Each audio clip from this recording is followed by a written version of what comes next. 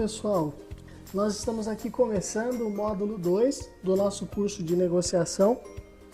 Nesse módulo ele é totalmente dedicado a detalhar aquele método que eu apresentei na última aula, onde o professor Ian, na sua metodologia de negociação complexa, ele apresenta este método que tem como objetivo criar valor mútuo.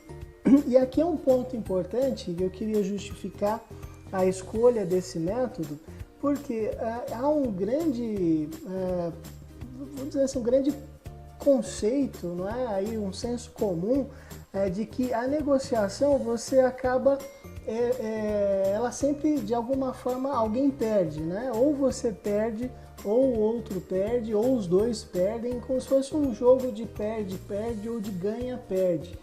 E o que o professor Ian, através dessa metodologia, mostra, e o professor Ian, ele fez, vocês podem pesquisar, todo esse método foi desenvolvido alinhado com a metodologia de Harvard em relação à técnica de negociação ganha-ganha ou de ganho mútuo, onde eles demonstram que é possível você entrar numa negociação e gerar mais valor. Ou seja, você não perde, você entra numa negociação e sai com mais valor do que o que você tinha de expectativa no início. É claro que esse é um grande diferencial desse método e eu achei muito importante compartilhar ele com vocês, mais do que o beabá tradicional de negociação. Legal? Então vamos lá, o que acontece? Essa primeira aula ela trata da fase de preparação, né? Então essa fase de preparação ela está dentro do processo que nós havíamos já comentado, que toda negociação nesse método ela tem 4 fases, não é? Começa pela preparação, que é essa dessa aula, onde a gente vai detalhar, passa pela criação de valor, pela distribuição de valor e pela implementação. Pois bem, para que a gente entre nessa fase de preparação, é importante que vocês entendam antes alguns conceitos.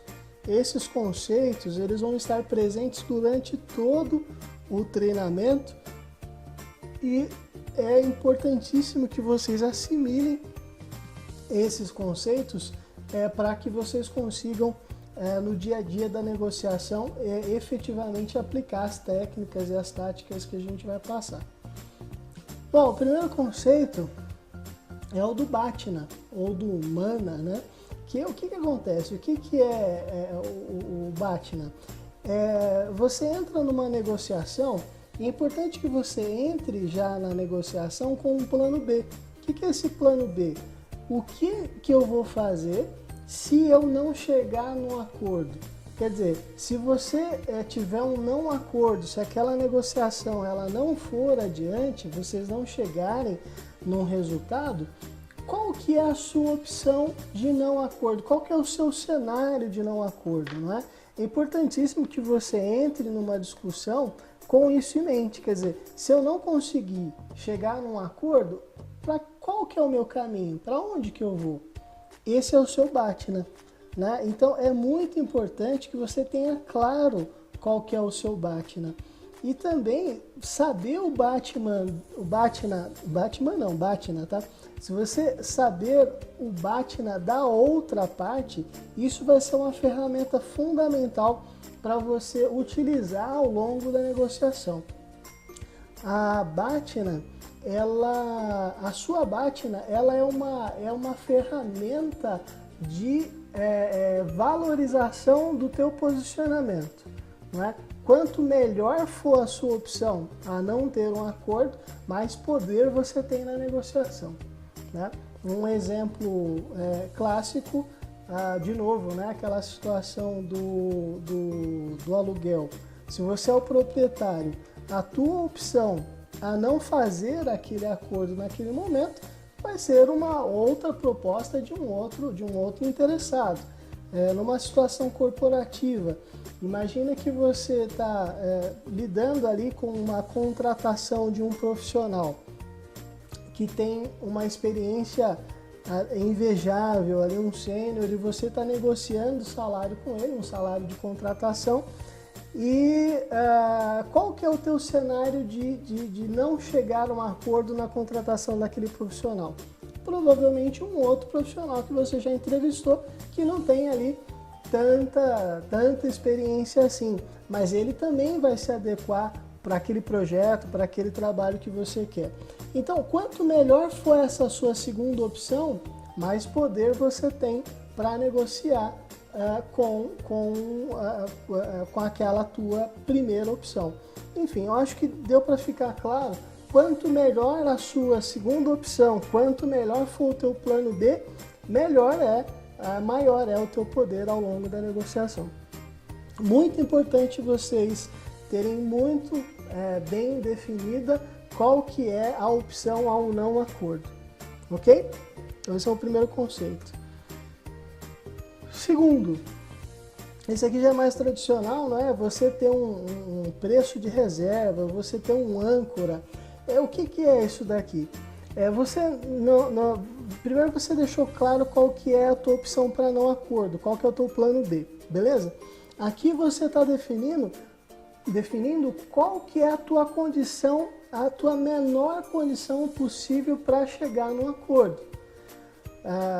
Numa negociação tradicional que envolva compra e venda, aqui seria o menor preço que você aceita para vender, ou o maior preço que você aceita pagar se você estiver comprando, não é?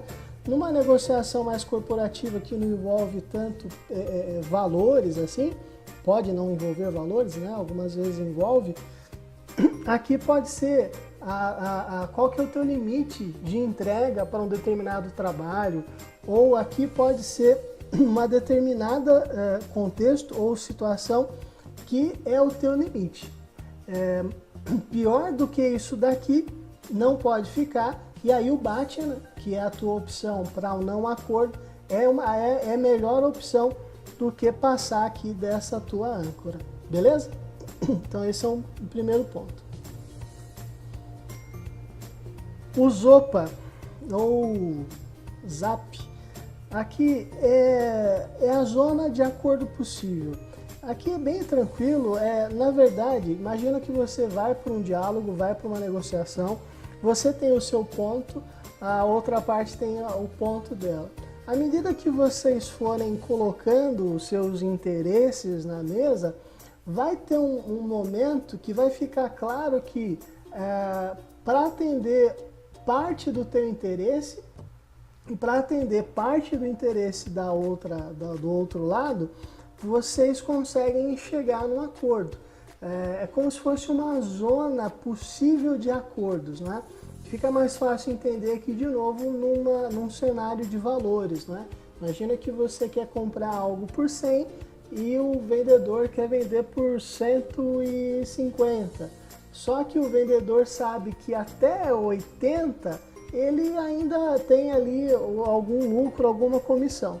Então você também quer por 100, mas você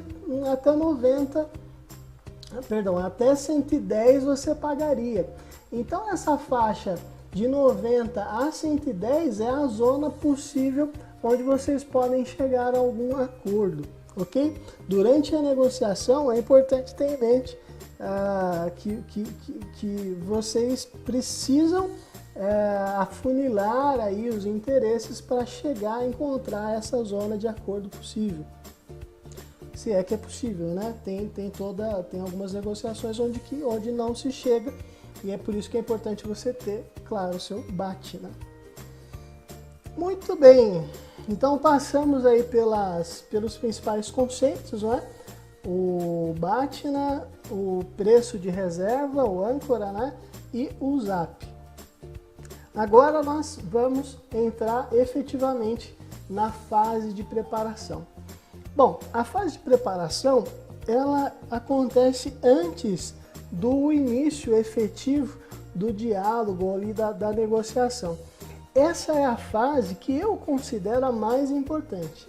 Por quê? Porque é nela que você vai conseguir se preparar para ter a segurança, para, né, ter um diálogo seguro e calmo e com muitas informações para montar uma estratégia vencedora na negociação.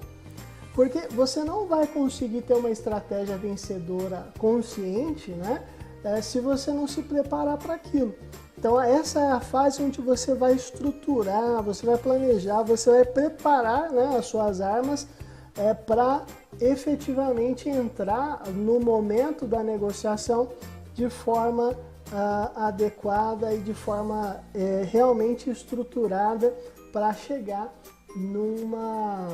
num cenário que esteja dentro do que você espera, do que as pessoas que você representa ali esperam. Então, como é que você consegue fazer isso daqui? Primeiro, você precisa responder algumas questões básicas, não é? O que você quer? Né? O que você quer com essa negociação? E por que você quer isso? Né? Eu estou falando você, mas lógico que aqui você tem que discutir aí com os seus pares, com quem você representa, o que vocês querem com essa negociação e por que vocês querem isso. Entender não só o posicionamento, mas o que está por trás daquilo, quais são os benefícios ou quais são os problemas que você está evitando. Chegando a um acordo, tem que estar muito claro e alinhado para você que vai estar lá na linha de frente no momento do diálogo. Segundo, a gente já falou bastante sobre isso daqui, que é o BAT, não é? Qual que é a alternativa se não tiver um resultado? Isso é fundamental, você tem que ir para a negociação já com isso daqui muito claro. Se você conseguir, e aqui a gente já começa a entrar a entender, né? Tentar buscar informações do outro lado antes de ir para a negociação, mas tente procurar compreender quais são os interesses em comum. Tente já antes da negociação saber quais são os outros interesses para que você vá para a negociação já com alguma solução, com alguma proposta que tente convergir os teus interesses com os interesses da outra parte. Esses interesses, lógico, não vão ser aceitos num primeiro momento, afinal é uma negociação. Então você também tem que ter muito claro agora nessa fase da preparação de quais são as concessões que você pode fazer. Obviamente que não é bom fazer concessão, mas você tem que ter de forma estruturada, de forma... quando eu falo estruturada, é você parar, é você pensar, é você listar, é você discutir, é você ter item a item, é você priorizar, é você ter claro quais itens são mais importantes que outros, qual que é o impacto de ter ou não ter algum dos itens. Isso é trabalhar a informação, pessoal. Então, assim, concessões. Quais são as concessões mais fáceis, né, de cederem? Quais são os interesses ou quais são os itens aí que você pode abrir mão e que não tem tanto impacto? Numa ordem de impacto. Eu acho que essa é a palavra mais relevante. Coloca numa ordem de impacto para que você saiba quais são os itens que você não perde tanto e quais são os itens que efetivamente você vai ter muito problema aí se acabar cedendo. Essas são as questões básicas, não é? Então vamos lá. Contexto. Então tem muita coisa que tem que ser levada em consideração aí numa negociação, não é? Você tem que entender todo o fundo cultural, todo o fundo emocional, tem uma visão do todo, não é? Aqui um exemplo, embora isso é difícil de acontecer, mas principalmente multinacionais, pode ser que aconteça, né, numa contratação de serviço de um outro país e você entrar numa mesa de negociação com pessoas que têm culturas diferentes da tua. Tente entender qual que é o perfil dessas pessoas, o que é importante para elas, compreenda o outro lado. Mais do que uma questão cultural, que é um pano de fundo, tente explorar ao máximo o contexto atual daquela pessoa, daquela equipe ou daquela unidade ou daquela empresa. Qual que é a posição econômica que ela está, qual que é a situação, qual que é o momento. Tenta entrar em detalhes, não é? Eles têm algum problema de orçamento, eles têm algum problema de equipe. Procure conhecer itens do contexto da outra parte que podem influenciar no emocional, que podem influenciar na postura de quem você vai negociar. Essa questão, principalmente no âmbito corporativo, faz muito sentido, não é? Você pode, um exemplo aqui até bem específico, se você vai negociar com uma equipe que precisa gastar um orçamento X, né? Normalmente grandes empresas elas têm orçamento aí anuais e algumas delas criam regras que se um determinado departamento ou uma determinada unidade não cumprir aquele orçamento, no ano seguinte ele perde dinheiro, ele perde orçamento, ele não tem mais aquele dinheiro para investir. Então fica uma pressão muito grande por usar aquele valor. Se você sabe dessa informação, é óbvio que você não, dependendo do teu relacionamento, normalmente você não pode abrir isso. Mas sabendo disso, você consegue utilizar, conduzir a negociação para resolver esse pseudo problema aí da outra parte. Uma outra situação, essa é um pouquinho mais delicada, mas pela nossa experiência a gente sabe que acontece, a pessoa ela recebe um bônus, aí, um PLR, né, um dinheiro extra para se entregar um determinado resultado. Sabendo quando essa pessoa vai avaliar e qual que é o impacto disso que você está tratando na reunião em relação a esse bônus, a esse PLR, ou a essa promoção, até a promoção é mais difícil de saber, né? O quanto que esse projeto está vinculado ou não com a promoção. Mas saber o quanto que aquele benefício que a pessoa vai ganhar tem ligação direta ou indireta com o tema que vocês vão negociar é importantíssimo. Porque você consegue trabalhar essa informação e ir direto no que a pessoa efetivamente tem interesse, né? Você vai direto no que está por trás do que ela está te falando, né? Uma outra situação até mais comum é se a pessoa não entregar determinado item, ela pode ser demitida ou ela pode receber alguma desvalorização perante a companhia e ela precisa desesperadamente fazer aquilo. Bom, dessas informações do contexto, pessoal, bom, aqui eu acho que vocês concordam, né? É importantíssimo. E olha só o que a gente está comentando. Aqui a gente nem começou a negociação, mas você já está preparando todo um terreno ali, você está preparando todo um contexto para poder utilizar essas informações a teu favor no momento da negociação. Ok? Os interesses.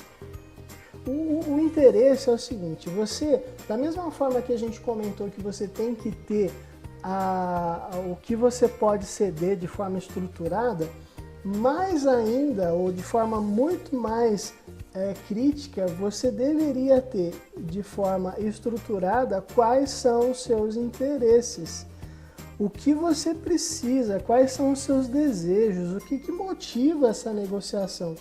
Isso daqui é gestão de expectativa, né? Se você estiver representando os interesses da tua companhia, se você estiver representando os interesses de um terceiro, né, da tua equipe, sei lá, da tua esposa, da tua mãe ou do teu chefe, você tem que sentar com ele e ajudá-lo a descrever o que vocês querem.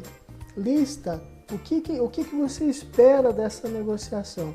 Você tem que ter muito claro os interesses. E um ponto muito especial, que 90% dos conteúdos, das obras e dos artigos que falam sobre negociação batem nesse ponto. Você tem que entender que interesse é diferente de posição. Então, é o seguinte, você quer chegar num determinado ponto, mas você não precisa se apegar a ferro e fogo numa posição, num preço X, ou numa data Y, ou numa margem de lucro XYZ. Você quer ter um benefício. Crie um range, né? Crie uma faixa que seja aceitável. Não fixa isso daí num ponto único, porque isso, a negociação tende a ser muito mais destrutiva e vai te frustrar e frustrar quem você está representando se você gerenciar, se você gestionar a expectativa num posicionamento. Coloque um interesse, coloque uma necessidade, coloque um benefício que você quer com aquela negociação. E não uma posição, um número fixo, uma data fixa ou algo que seja muito ali, algo que seja ali muito rígido, ok? Não feche posições, tenha, claro, interesses, né? Esse é o ponto. Só para revisar, tenha claro uma lista de interesses, o que motiva essa negociação, liste isso numa ordem, de novo, que você considere prioritária, da mais importante para menos importante. Evite que esses itens sejam posições fechadas. Isso vai ajudar demais a construir soluções no momento da negociação, ok? Vamos lá, você definiu o BATNA, né? Que é aquele teu plano B se a negociação não chegar a um acordo. Agora, é importante que você vá para a negociação com os itens que você não pode abrir mão. Lembra que eu acabei de falar que você precisa listar quais são os seus interesses? Pois bem, liste isso de forma o mais objetiva possível e elenque quais são desses itens que você não pode abrir mão, que são as exigências mínimas. Mas aí, seja sincero, né? Não adianta ir com uma expectativa tudo ou nada. Realmente, quais são os itens que, se você não conseguir na negociação, vão fazer com que teu BATNA seja uma melhor opção? Essa é a avaliação que tem que ser feita. Quais são os itens que, se você não conseguir, quais são os interesses que, se você não conseguir acordar, o BATNA será uma melhor opção. O plano B vai ser uma melhor opção. Tenha claro quais são esses itens mínimos, porque isso daí vai ser o teu norte, o teu guia ali no momento da negociação. Uma frase que eu acho que é muito importante, que está aí nesse slide, e eu queria repetir, lembre-se que a percepção do outro sobre a nossa credibilidade passa muito pelo impacto de nossa proposta. O que isso aqui quer dizer? É o que eu falei lá do tudo ou nada, né? Não adianta você ir com tudo e falar, olha, é tudo isso daqui ou nada, o cara não vai acreditar em você. Você vem aqui negociar, ou você está aqui dialogando, mas na verdade você não está aberto a uma negociação, né? Você quer ou tudo ou nada. Isso daí vai matar a tua credibilidade como um negociador. Tenha cuidado com isso. É óbvio que aqui de novo, né? Ninguém vai para uma negociação já querendo ceder. Inclusive uma das técnicas e uma das táticas aqui que a gente vai mostrar é que você tem que começar de uma âncora alta, você tem que começar de um ponto alto e não daquele ponto que você considera ideal, até para ter espaço de negociação. Mas entre no jogo, né? Você vai para uma negociação, você está ali, é como se fosse um jogo. Se você entra nesse jogo quebrando já de cara uma regra que é não ter flexibilidade, você não está jogando, ok? Certo? quais são as alternativas, né? A gente já comentou aqui, é um misto do que a gente já falou. Você tem lá as suas necessidades, você tem lá os seus itens que você considera mais importante, você tem os itens que você acredita que pode abrir mão, que o impacto é pequeno, e aqui o que a gente está só reforçando é para que você tenha claro quais são os itens que, se você perder, o quanto que isso pode trazer de incerteza, de ansiedade, de custo, de tempo, para que você, primeiro, gestione bem a sua expectativa, a expectativa de quem está te representando, e segundo, que é muito legal, é você usar isso ao longo da negociação. Então, se um item X, que se você não recebe ou se você não consegue ali negociar, o quanto disso daí gera de custo, o quanto que isso aí gera de tempo extra, não é? E que você pode ali jogar na mesa para o teu interlocutor entender qual que é o impacto daquilo ali que você tá falando, não é? Isso daqui é importante, e esse slide ele vai nesse sentido.